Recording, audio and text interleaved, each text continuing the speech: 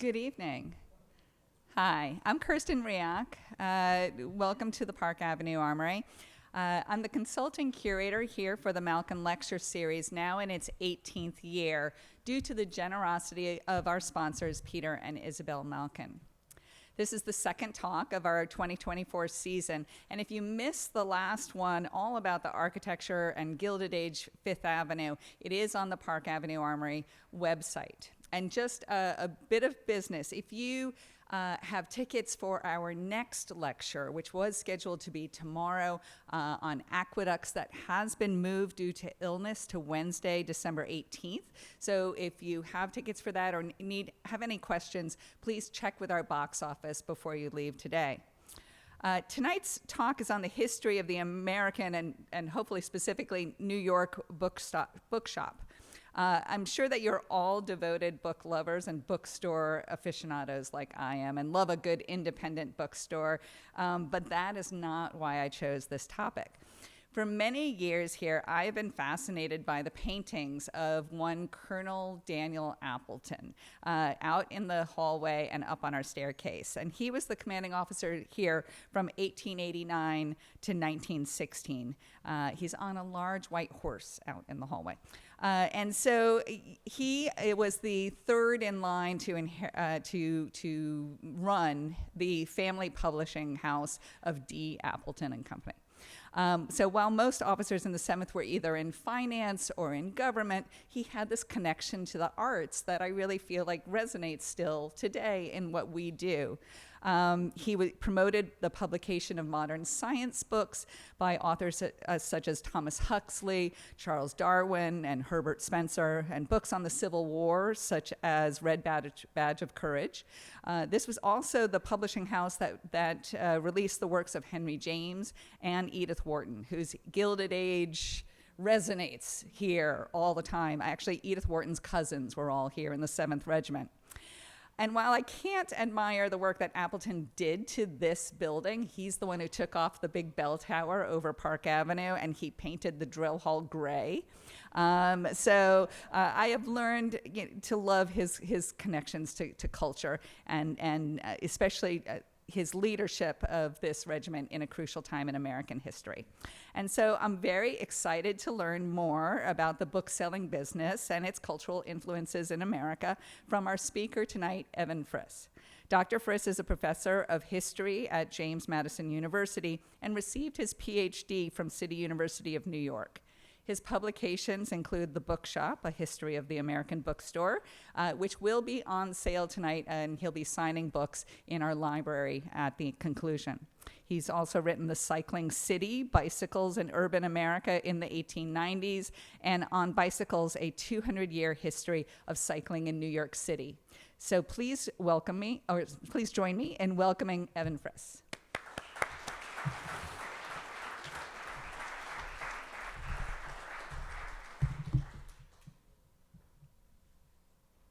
Hello. Thanks so much for having me here in this fantastic space. Delighting in these Gilded Age vibes, to be sure. Thank you for the introduction. So when I started researching this book project, I interviewed a lot of booksellers. And a few years ago, I was here in New York, about 100 blocks north of here, at a small bilingual non-for-profit bookstore that's called Word Up in the Washington Heights neighborhood. It's a kind of unusual shop. There's a shelf of books that are labeled "Pay What You Can." When I was there on the ground, there was a gallon of motor oil that was offered up for free. This is the kind of shop that encourages people to vote and make sure they get counted in the census. Anyway, I'm inside interviewing the founder, a woman named Veronica Liu, and about the history of this shop. And this person walks in. His name was Noble. And Veronica said, "You should really talk to this guy. He worked for decades at Labyrinth in Princeton and at the Strand here in New York City." So I go up to him and I say, "I'm writing this book. Do you mind if I talk to you for a few minutes?" And he carefully looks me up and down and says, no. So I left him alone. But some minutes later, he came over to me and said, you know, bookstores are weird. They are weird. And I've seen many a weird one and many weird things inside of them. This was in Barbara's bookstore in Chicago, long after Obama's election. In fact, long after his presidency, a life-size cutout hanging by the register. Even more inexplicably, Rod Stewart. This is in Peterborough, New Hampshire, one of my favorite bookstores called the Toadstool, which I highly recommend if you're ever in middle of nowhere, New Hampshire. And this was also in Chicago at a bookstore called Quimby's in Wicker Park. So bookstores are definitely weird, but they are weird and lovable. And people feel differently about their bookstores than they do about hardware stores or grocery stores or electronic stores or furniture stores, although some people do have a serious crush on IKEA. I recognize that.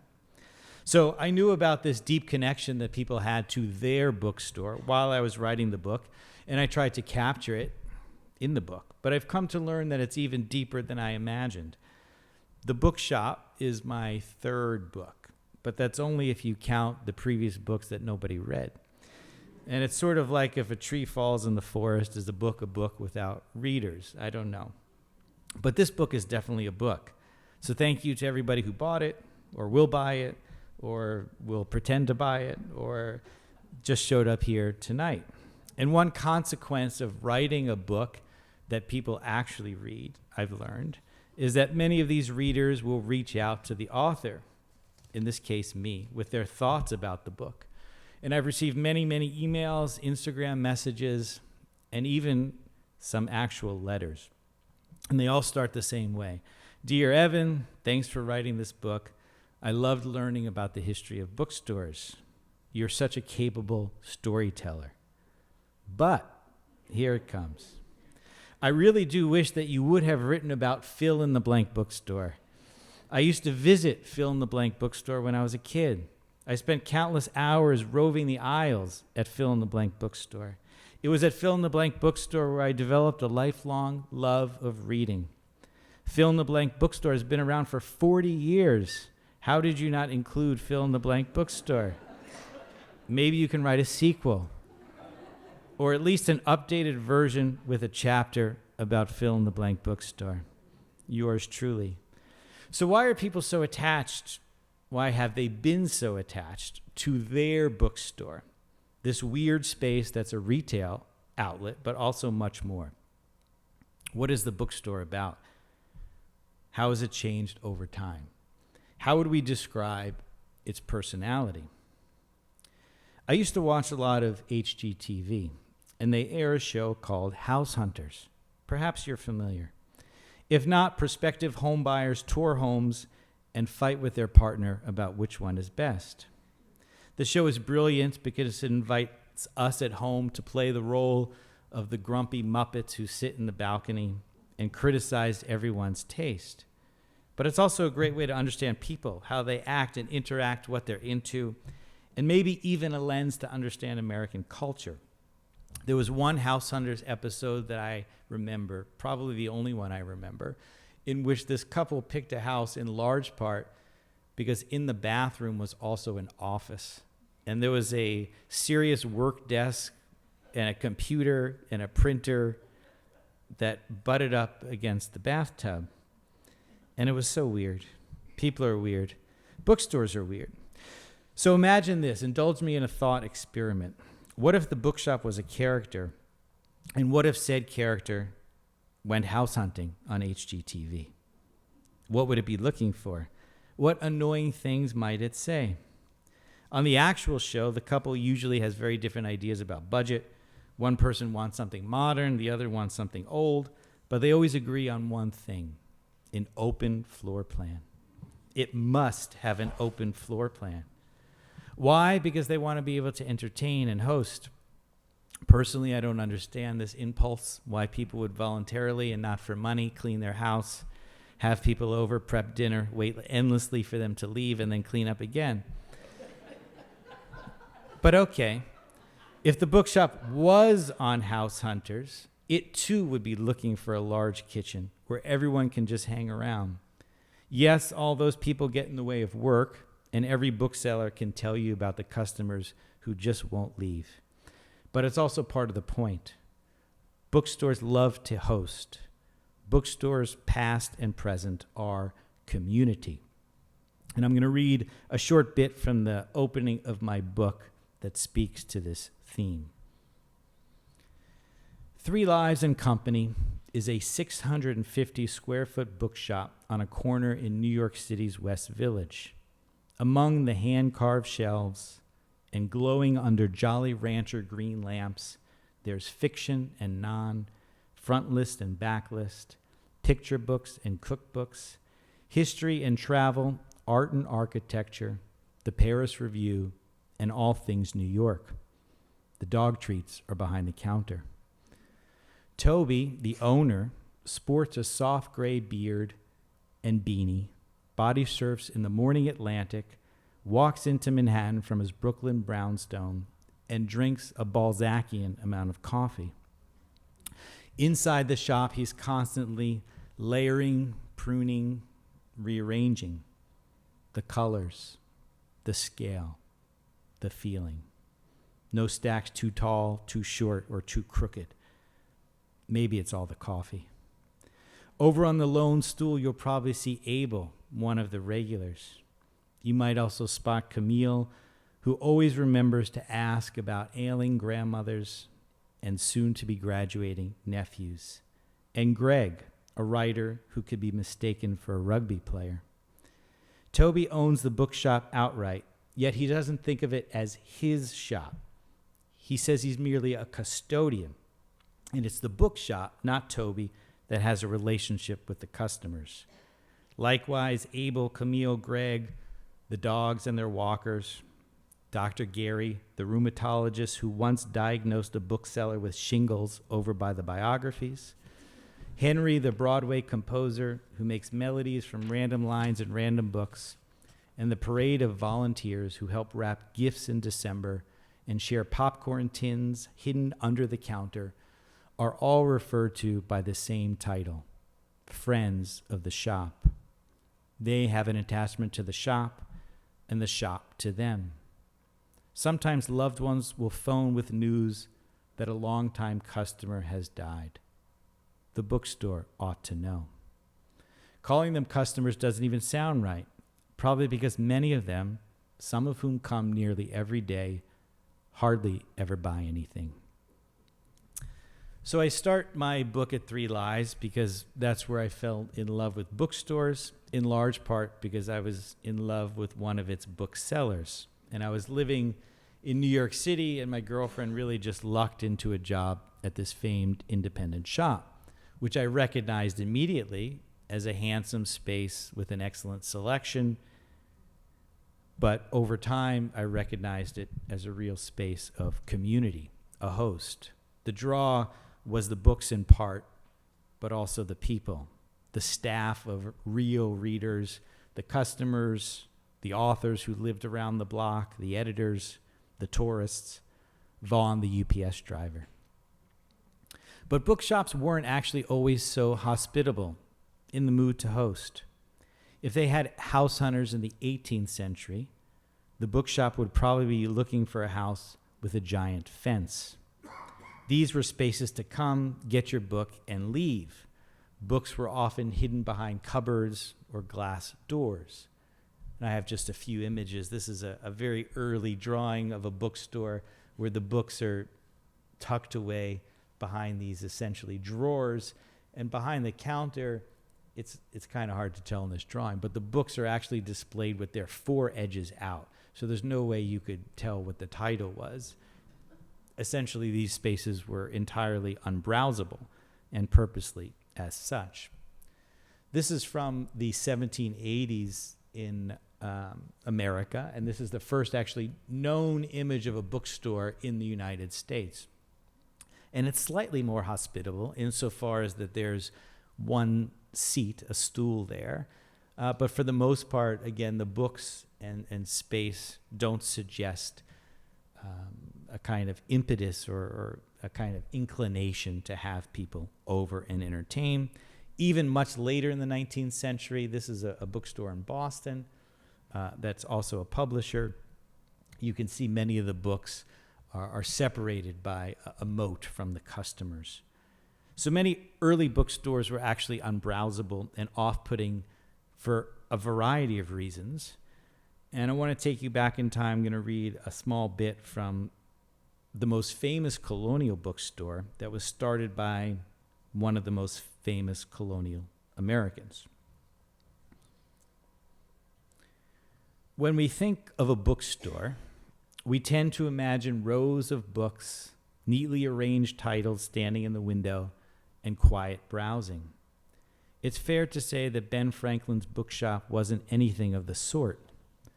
Inside his teeming brick building were hulking wood frame presses, fat kegs of ink, reams of paper, and heaps of rags. Philadelphians came to check their mail. Boys carried off newspapers. The store was noisy, all the foot traffic, the thundering presses, and the groans of men working them. The books looked and felt different too. But what did the store smell like? Not good. By and large, customers stank. Soap was expensive. The same clothes were worn over and over. Baths were for special occasions. Then there was the scent of the ink in the barrels, on the pages, and on everyone's hands and aprons. The books had a distinctive aroma as well. Most of the odorants we sense when we smell books are volatile organic compounds, chemicals released as the various inks, glues, bindings, and paper decay. A lot of people like the scent of a book. It reminds them of something, usually books.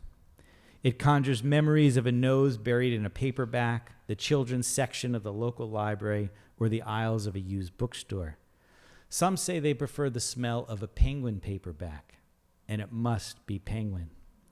Some think old books smell like chocolate. Others find it offensive. Some lose their taste for it. The sweet smell of decaying paper appeals to me no longer, George Orwell, a one-time secondhand bookseller, wrote. It is too closely associated in my mind with paranoid customers. So if this bookshop was on House Hunters, it would be looking for a house with lots of windows and fresh air, which Franklin was actually quite obsessed with. And he used to take air baths where he'd sit in front of the window completely naked to let the air circulate over his considerable body. The idea of a bookstore smell, of course, is part of the experience. And in 2020, Powell's in Portland started to bottle bookstore perfume. For $24.99, you can get a 1-ounce bottle that comes in a neat red box that looks like a book. And it offers notes of wood, violet, and bibliocore. Basically, it was supposed to smell like Powell's. And they actually came out with a commercial, which I highly recommend looking up on YouTube later.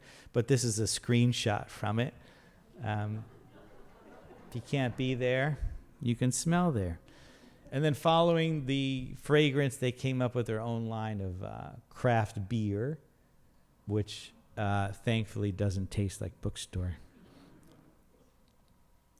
So when did the bookstore evolve from its unbrowsable and unwashed version to the modern, clean, and welcoming variety that we know well today?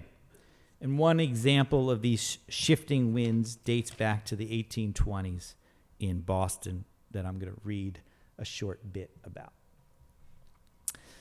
The writers who frequented the Boston bookstore on the corner of Washington and School weren't just the usual aspiring sort.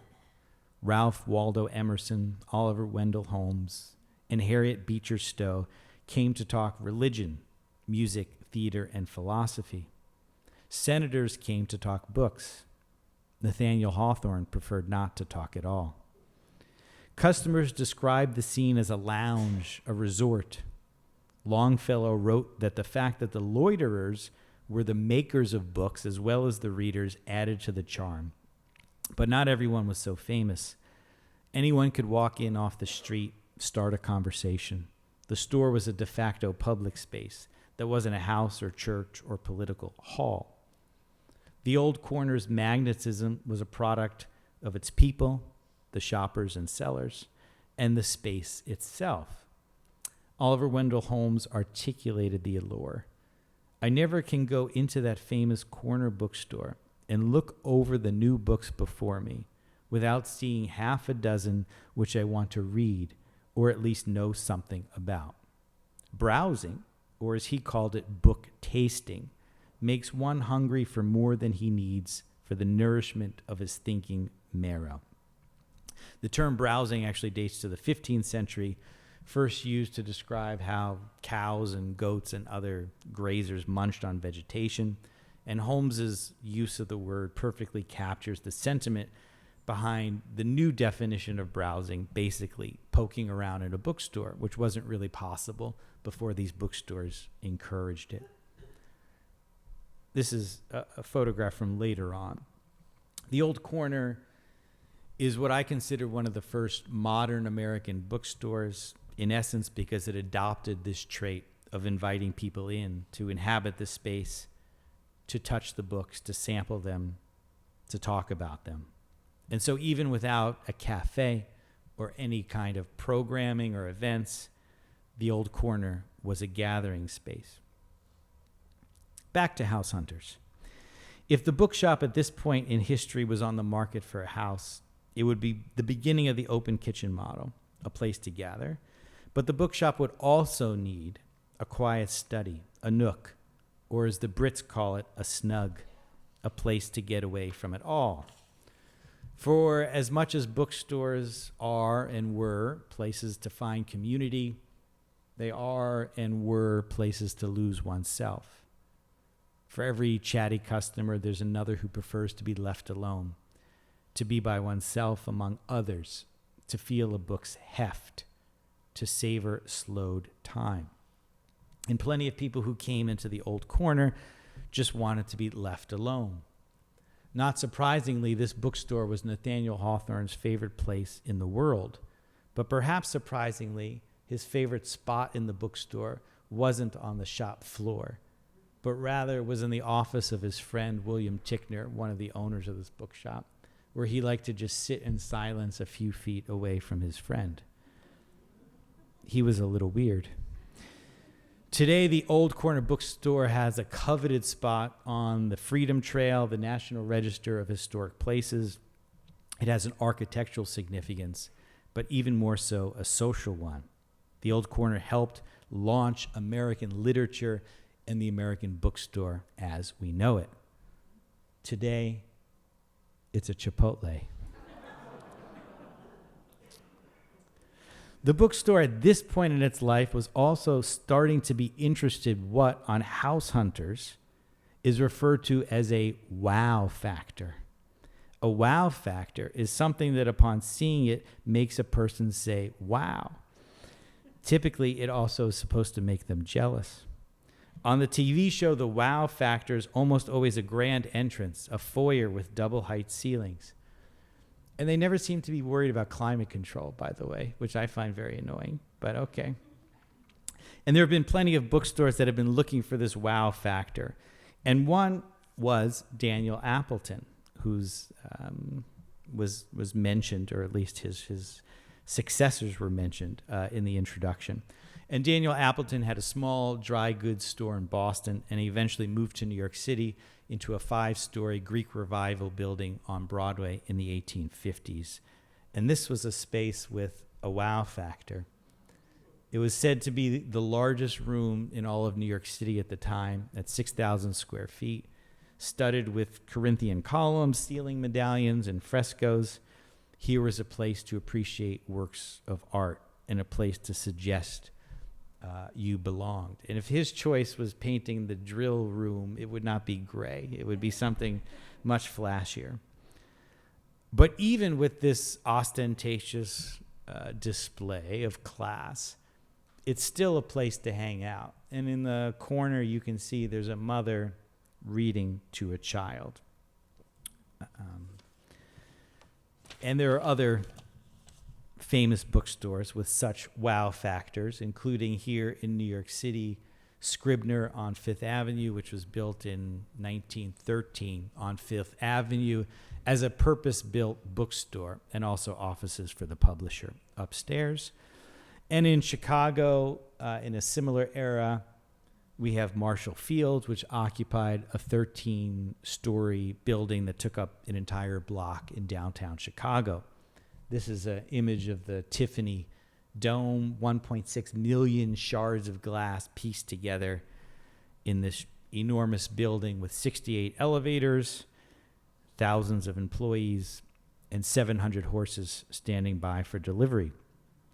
In all, the retail space measured 67 acres. On the third floor, past the rugs and over by the candy, was the book department, which I'll briefly read about. Collectible sets of authors found on English lit syllabi huddled near the back. Rare books, fine bindings, and a couple of sofas sat to the right. Men in hats, women in hats, and children, sometimes in hats, browsed. The sales clerks, mostly women in high-collared dresses, waited on them. They didn't dress nearly as stylishly as the shoppers, didn't wear jewelry, and didn't bob their hair, which was prohibited by the employee manual, which allowed only a, quote, business-like arrangement of one's hair. Most importantly, they never wore hats. Hatlessness was how you knew who was working. The male sales clerks basically wore whatever they wanted. The book section was said to be the largest in the world, but its size didn't diminish its reputation. It was no more for service than discounts, and on rainy days, the sales clerks worked the phones, calling regulars with unsolicited recommendations. The books were sent over immediately, thanks to those 700 horses. Speaking of animals and wow factors, one of the most famous events at Marshall Fields came in the 1940s involving Judy the elephant, who came to sign children's books about Judy the elephant. And Judy the elephant refused to leave and go down the freight elevator, which then became the premise for another book about Judy the elephant's obstinance. So if the personality of the bookstore can be described as weird but lovable and sometimes a tad showy, it has also been remarkably courageous. These are the house hunter buyers who want to live in a tiny house or a cabin in the woods without utilities. These are the people who don't need much. These are the kind of people most of us will never understand. And I'm going to highlight a few of these bookshops and booksellers, one of whom was named Frances Steloff, who founded the Gotham Book Mart in 1920 and worked there almost every day of her life for the next 100 years. This is a picture of her here and a picture of the outdoor stalls at the shop's original location. It moved several times. She started the shop with a small selection of her own out-of-print art books, and this became the literary home for artists, actors, and dancers, and eventually became the playground for modernist authors. And here's how I start the chapter on the Gotham Book Mart. Frances Steloff sat at her alcove desk at the back of the shop. Customers coming to look for her, and they always did, might trip over one of the too many tables topped by too many books, or one of the cats named after novelists. Even if they made it past furry Thornton Wilder and the oversized table up front covered with little magazines, and then through the maze of rare and first editions sprawling up, down, and across the shelves, and past the experimental literature section with towers of books on the floor, walking by paintings, drawings, and photographs of Joyce, Pound, Woolf, and O'Neill that hung crooked on the wall, and past the books on cinema and the section devoted to theater, and Steloff's personal favorite, the room stuffed with religion and philosophy, they might still have trouble spotting her, a slight woman with steely blue eyes and wispy gray hair, sitting amid a jungle of notes, files, envelopes, letters, mailing lists, paper clips, receipts, bank statements, catalogs, rubber bands, galleys, and cups of cantaloupe. She loved fruit. But if they did manage to find her, she in turn would find them just the right book. It was also a home, literally. Steloff lived in a third-floor apartment above the shop and often slept outside on the balcony. But it was more than a home and more than a bookshop. It was a museum, art gallery, therapist's couch, disheveled English professor's office, grandmother's living room, and Parisian cafe, wrapped in one. So there was no such thing as work-life balance back then, of course, but Steloff's home and workplace were one in the same. But if she did have her own house, she'd probably be the kind of person to paint it purple or do something else to piss off her neighbors. In her actual bookshop, she gladly sold smuggled copies of works by Henry Miller and James Joyce, at times when they were banned. She even started the James Joyce Society, headquartered at the Gotham Book Mart. And the funny thing is, Frances Steloff never read James Joyce. Not a word. She didn't care about James Joyce. But her customers did. And if they thought he was genius, that was good enough. Many times, she got in trouble with the law, occasionally arrested for selling banned works, and she often responded by including a list of subversive books in the next Gotham Book Mart catalog. One time, the problem wasn't the books, but rather what she had in the front window. And the New York Society for the Suppression of Vice threatened to prosecute over this 1945 display. And this was designed by Marcel Duchamp, and to Steloff's surprise, the censors didn't have a problem with the scantily clad faucet girl here. There's a spigot jutting out of her right thigh. But rather, in the background is a poster that features a bare breast.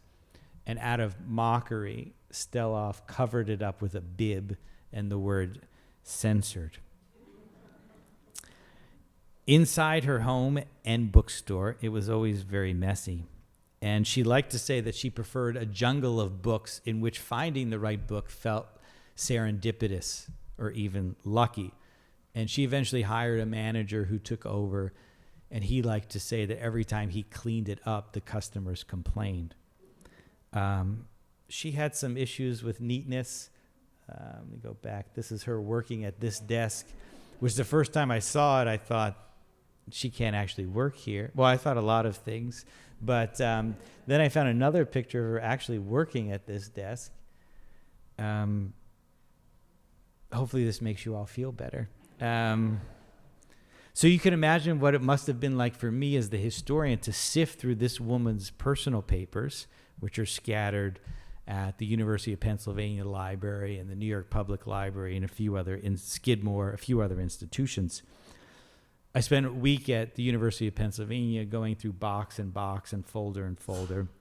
And thankfully for me, she kept everything, which included interesting things as well as a lot of junk. So here are just a few highlights. This is an Easter card from Allen Ginsberg. And this is, I assume, meant to be tongue-in-cheek because both Steloff and Ginsberg were Jewish. But he sent her Easter cards every year. Guest registries, which mostly were kind of boring, but occasionally I'd find a famous name. There's Bob Dylan, a little hard to see there, and even stranger, a deceased L. Ron Hubbard. She had an unusual collection of books. I don't know if she ever read these, but there's a dictionary of Polish obscenities. And she had a lot of cat material, various things about cats. And her cats, she always had a cat in the bookshop that were named after famous authors. And this is a letter written to her cat. So in the worst way of describing Frances Steloff, she was a hoarder. But in the nicest way, she was a collector of books, of stuff, but also of people. And one of the greatest collections of poets ever assembled on Earth occurred in the fall of 1948 that was captured in this famous Life photograph. And this photograph, there's W.H. Auden, Tennessee Williams, Marianne Moore, Elizabeth Bishop, Gore Vidal, who's in the back. And there's a kind of funny story where the poet, some poet, I can't remember who, tried to push Gore Vidal out of the photograph, saying that although he was a writer, he was not a poet and therefore didn't belong. And evidently, he got in the photograph anyway. But this was a party that she hosted, and I think it's a great photograph because Steloff brought them all there, but she wasn't in the photograph herself. So she might have painted her house purple, so she liked to make a stink in certain ways, but she also liked to remain behind the camera and invisible in other ways. Another remarkable, courageous bookseller whose primary intention was to create a space for customers to meet their people was named Craig Rodwell. And I'll read a short bit from this chapter. Craig Rodwell, 26 years old, boyish face, softly swept thick brown hair, sat behind a counter topped with knickknacks.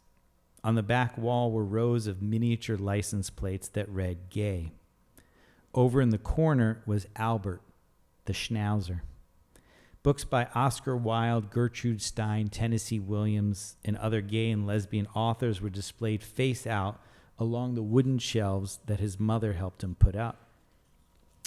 In another corner were racks of T-shirts and buttons bearing slogans. Some were funny. We're not just good friends. Think straight, be gay. And the 1968 bestseller, Ronald Reagan is a lesbian.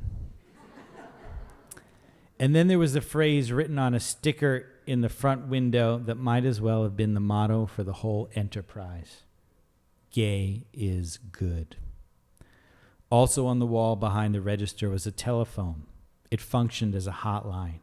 People from around the country, some of whom never stepped foot in the Oscar Wilde Memorial Bookshop in New York's Greenwich Village, called with questions. How can I meet people like me? How do I come out to my parents? This was no ordinary store. So back in 1967, even in the village, the thought of starting a gay bookshop was audacious. Consensual sex between men was still illegal in nearly every state, and it was exceedingly courageous to open the kind of bookstore he did, with windows meant to attract curious eyes and with customers in plain view from the street. It was even more courageous considering, and this was a fun find in the archive, that Craig Rodwell failed English class repeatedly and was certainly not voted most likely to open up his own bookstore. Just a few months after Oscar Wilde opened, a group of activists started their own political bookshop in the nation's capital. And I'll read a short bit from this chapter. Hey, sister. Hey, brother. That's how booksellers greeted customers as they entered drum and spear on the ground floor of a nondescript apartment building next to Sam the Barber on the corner of 14th and Fairmont in Northwest D.C. Up front was a table topped with tidy 4-story stacks of bestsellers, the autobiography of Malcolm X and The Wretched of the Earth. There were containers of love beads, racks of African dresses, and newsstands cradling the Black Panther's newspaper. The books were arranged face out, comfortably spaced along cases leaning gently against the white walls. Posters functioned as a kind of hall of fame. But it wasn't the typical lineup found in social studies classrooms. Huey Newton was here. It had an agenda. It pushed certain titles and denounced others. It was, as the founders called it, a movement bookstore. These were folks who had no interest, or at least no primary interest, in making a financial profit, but rather a social mission. Most of us, of course, are motivated by money, which is why so many of us have succumbed to the hypnotic messaging regarding home ownership, the American dream of financial independence. And that's part of the appeal of House Hunters. Every 30 minutes, a dream is realized. Each episode ends with a happy homeowner throwing a housewarming party, happily entertaining new friends and neighbors in that open kitchen. But the more interesting people are the mavericks who reject convention altogether, the people who don't fall into the trap, the kind of people, and there must be some of you out here, who have never even seen House Hunters. And there's a variety of the bookshop that feels the same way. That's the Sidewalk Bookshop.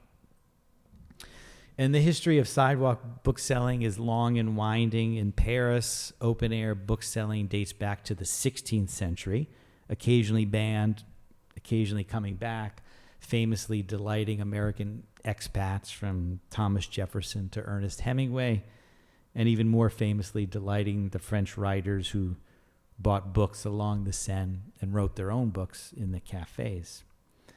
The more modern sidewalk bookshop movement came much later. This is from 4th Avenue on Book Row, as it was called, a line of used bookstores, all of which are essentially gone except for the Strand. And then there was a kind of lull until the 1980s. This picture's from later, when I was living in the Village and remembered this scene around Washington Square Park. But in the early 1980s, a poet in the Village got the ACLU to push City Council and then Mayor Ed Koch for a new law that allowed sidewalk vendors to sell books without having a license. So it's very hard to get a license to sell food or any other kind of wares, but by a kind of constitutional rationale, there was an exemption made for books, and what followed was this great wave of sidewalk book sellers. And this is from, there's a guy there in shorts and a fanny pack. His name is Everett. Most people thought he was homeless, but he actually lived on McDougal Street, and interesting character. I'm going to read a short bit about these sidewalk shops and the kind of decline.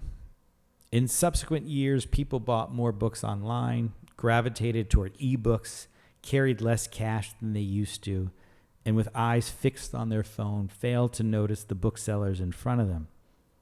In many ways, the decline of the sidewalk shops paralleled the struggles of the independents.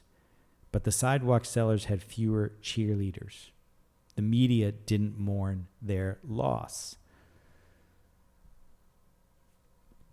A couple of adventurous souls didn't get into the business until after it already collapsed.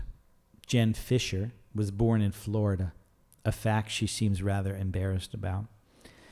She arrived in New York in 2012 with $400 and set up a sidewalk shop in the East Village. She wouldn't say how she found the exact spot. I believe in the mythology of things. Her table was stocked with art and film books, philosophy, literary fiction. She has a strong dislike for Paul Auster. I won't sell Auster because then I'll have to talk about him. She sells only what feels right. She told me that different books produce different energies. When she's tired, she takes a seat on the hood of her car. It's exhausting, she said, when I asked her why there aren't more sidewalk shops. Plus, the rent's very high. She likens her sidewalk bookstore to a barber shop. What she does mostly is listen. Some people want to talk about books, but most people just want to talk. Most of her customers would never shop at the indoor bookstores. Some of them are difficult. Sidewalk bookselling is intense, tiring, and far from lucrative. But, she added, it's also really magical. The bookshop is magical and weird and lovable and flashy and courageous. Sometimes it doesn't know what it is. Some of the bookshops of the 1990s and early 2000s, going on House Hunters, might have been unfortunately shopping for a McMansion, those hideous blends of fake architectural styles. Some of these bookstores were selling everything and anything all over the place. It was hard to call them a bookstore. And one of my favorite examples of this, and this is because I'm a college professor, I've told too many people to actually do this because I'll be arrested. But what I would like to do is go around college campuses and make a slight change to these signs.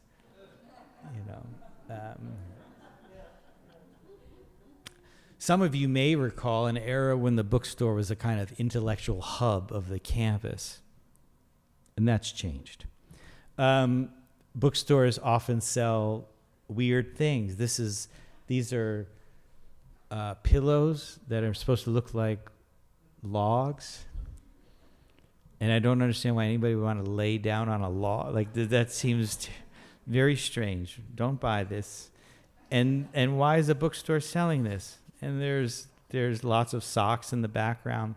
This is from another bookstore I walked into that has a STEM toy section. You're all familiar with this to some degree.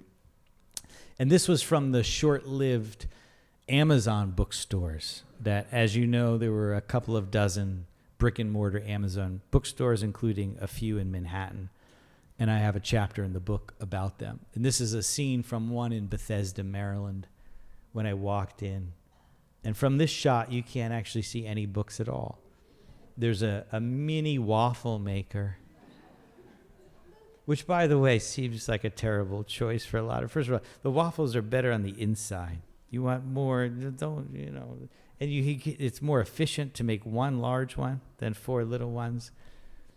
It's highly problematic. But the same bookstore has my all-time favorite, this is the books, which I'll show you in a second, my all-time favorite category of books, which also speaks to the kind of confusing nature of these stores. And that's a bay of books, nonfiction books, that if you like nonfiction, why not just call it nonfiction? I wondered, and still wonder. So there are bookstores that don't know they're bookstores, but there are also other places that think they are a bookstore.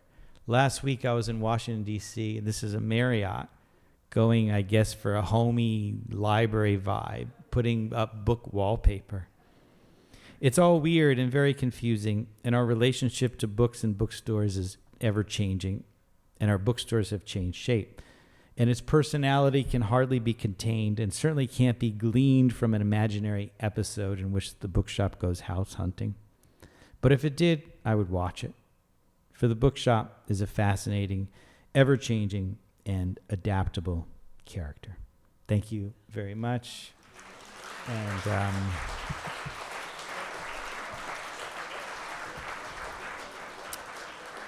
And I've been told there will be circulating microphones if anybody would like to ask a question. You're welcome to.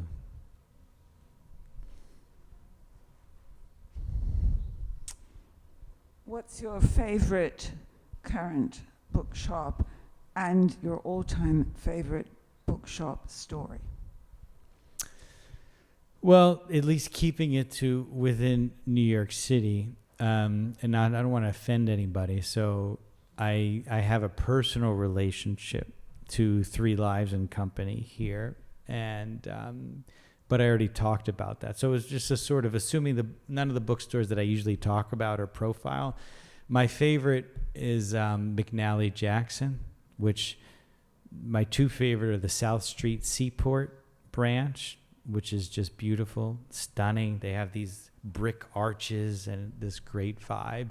But the new Rockefeller Center branch, which is going for kind of this classic Fifth Avenue bookstore of age, hearkening back to the Scribners, I think is also really well done.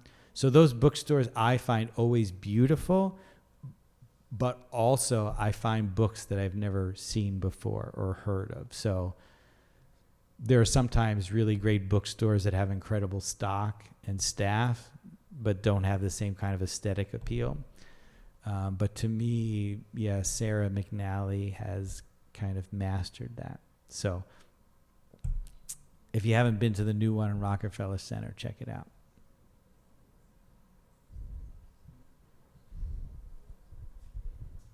Can you talk at all about censorship and bookstores over a short period of, let's say, the last century?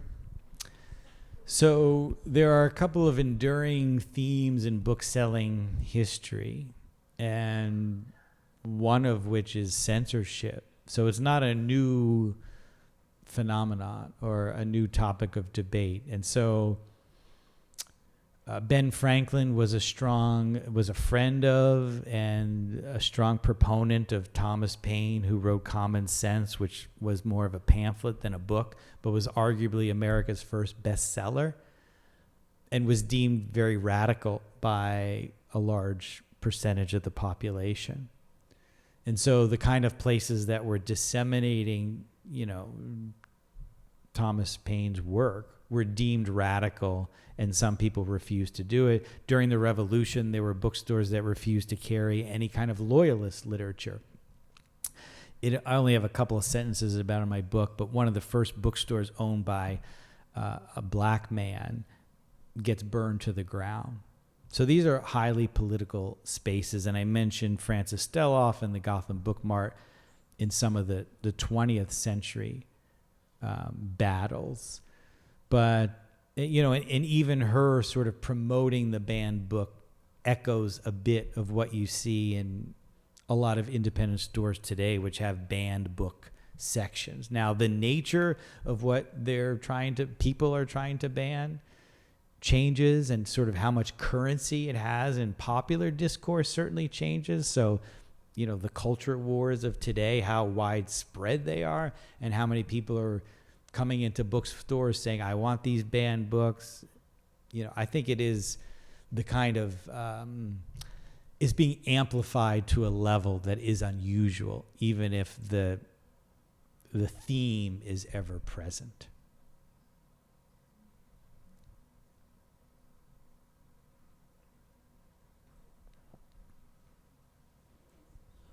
Do you find that author-owned bookshops to be a cut above the rest or different from the rest, like Emma Straub or in Brooklyn, or the bookshop in Nashville that's owned by? Yeah, I have a chapter in the book about Parnassus Books, which was started by Ann Patchett in the post-Amazon era. I wouldn't say they're a cut above, but they're interesting and different. And in the case of Patchett and Emma Straub, and Lauren Groff now opened her own bookstore in Florida called The Lynx. I think it is something different. It's that these are people who have had a great deal of success in terms of their literary accomplishments and are trying to invest to promote bookstores as a kind of cultural institution. And even Patchett, at one point when she starts the bookstore, likens her investment to donating to the symphony. Like, they're using their power to not only create good, attractive, fun, great bookstores, but at least in their own telling, using their weight and fame and resources to try and protect or maybe even further this kind of institution. Groff's book in particular came as a response to the censorship issues in Florida in particular. And people's opinion about them vary. I wrote a chapter about Parnassus. I've been to Books Are Magic many times. I don't really write about this in the book because I don't want to piss people off. But there are some booksellers who resent their success. They wouldn't say so on the record, but who feel like it's so hard to run a bookstore, so hard to find the capital to start a bookstore, so many sleepless nights worrying about it, that people of means or fame come in and then have this kind of success that's not easily replicated. But to their credit, and Ann Patchett's become a spokeswoman for bookselling. She tells people that it's not so easy, and I have certain advantages. Like, she calls her famous friends to come and do events at the store. She sells thousands of copies of her own books signed at the store. So she's aware of that, and that's so they're I think they are different and distinct in some way. At least those as famous authors. There's lots of other smaller bookstores that most of us have never heard of, where the person is an author, maybe of less fame.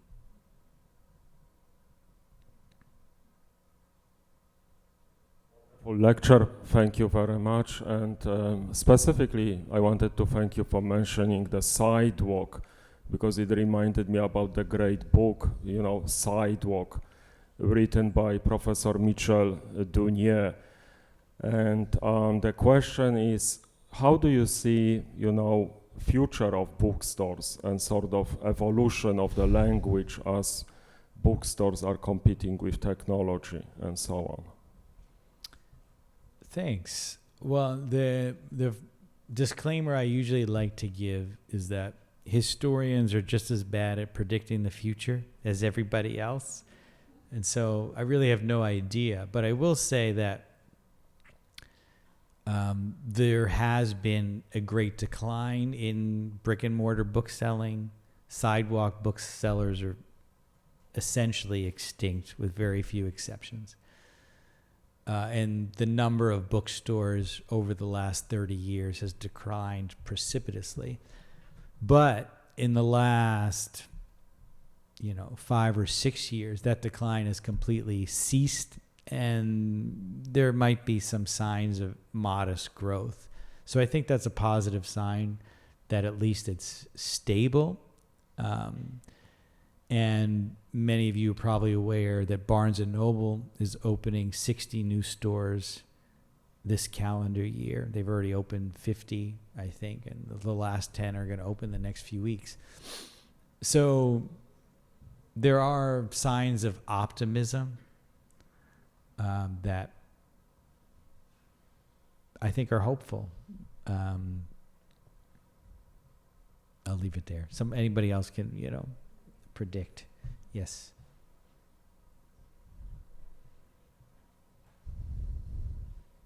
Hi. I don't have a question, but I just want to say that the subject matter of your talk and your presentation were charming, and I'm going to buy your book for my friend who's a literary agent. Well, I appreciate that. That was the best question I've ever got. You mentioned the Gotham Book Mart and its lengthy history and charismatic owner. It also had an interesting moniker, Wise Men Fish Here. Interested in how she came up with that title for it, and do you think other bookstores have come up with similar titles, and does it help sell books or not? It was, maybe as a kind of branding extra, they weren't selling merch back then, but it wasn't attached to the original name, and I can't remember when it became, I think it was their second location that they put up a sign. And it was this, boat and these people going fishing, and obviously played to this idea of discovery and what you're going to find. I do write a brief bit in the book about books are magic in terms of how they came up with that name as a genius Instagram marketing kind of. So that's the name of the store, not a motto, but it was clearly and cleverly designed to have this universal appeal that who doesn't want a books are magic t-shirt or hat? You just have to be a fan of reading. So that's the kind of example that comes to mind, but I can't think of like a kind of subtitle or motto or moniker for another contemporary book. I'm sure there are.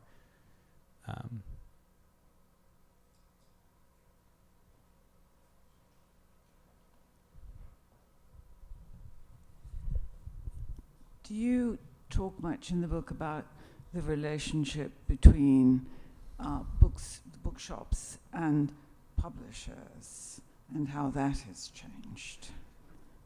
A bit, yes. So a lot of early on, basically all of the booksellers were also publishers. So Ben Franklin was a printer, publisher, and bookseller, and that was for a variety of reasons. And even into the the 20th century, you know, Brentanos and Scribners and Doubleday. A lot of these bigger bookstores were also publishers. And of course, Barnes and Noble became a publisher and has its own imprint. And so, yes, I do talk about it, and it's an interesting relationship. They've probably become less intertwined than they were back in the heyday, where so many, the most prominent booksellers were also publishers.